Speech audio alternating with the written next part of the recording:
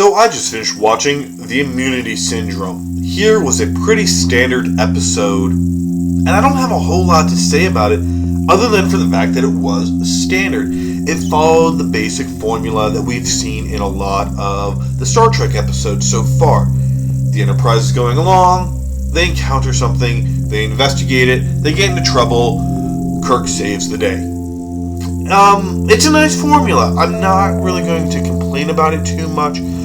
For the time that this was coming out, there wasn't a whole lot of experimentation with straying from that, doing multi-episode story arcs and things of that nature.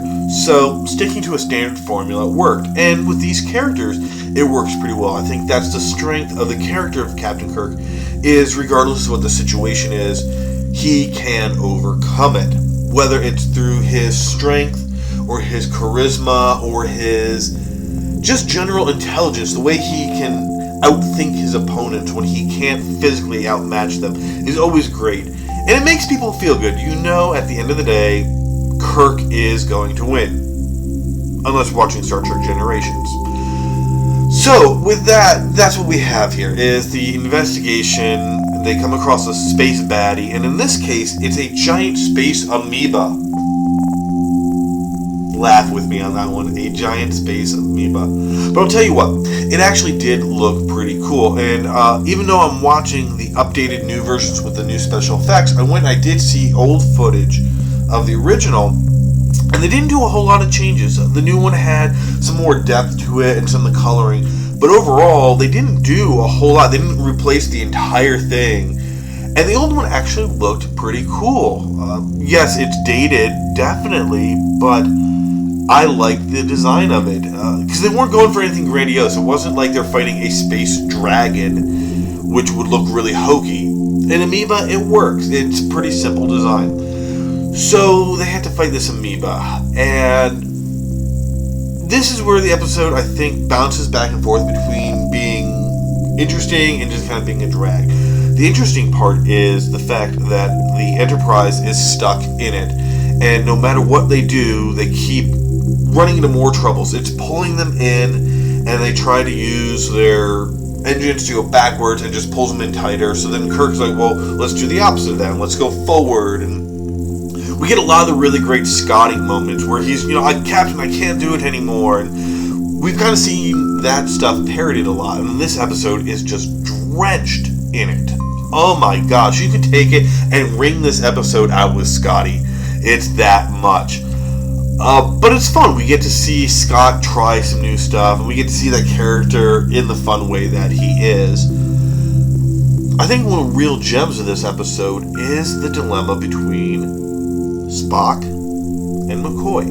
We've seen it building, and this is the first point that I think we've seen it actually matter.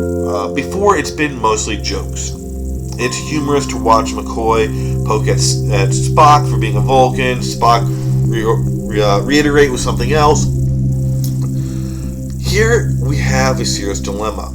They need to send somebody into this space amoeba and get some data and see if they can destroy this thing. And it comes down to those two.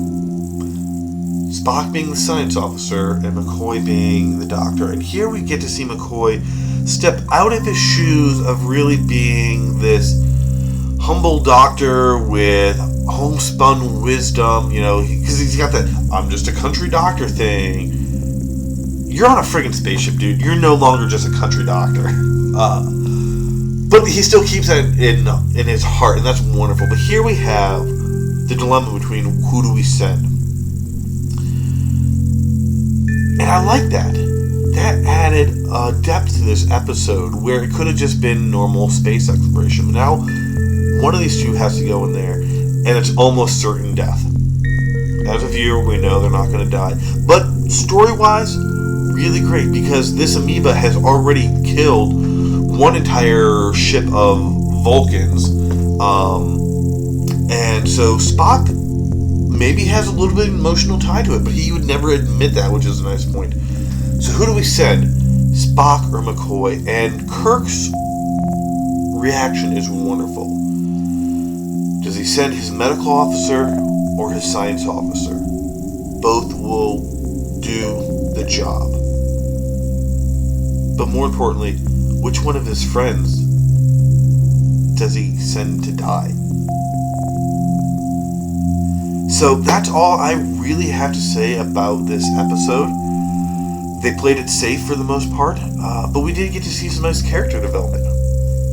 And I will see you guys later.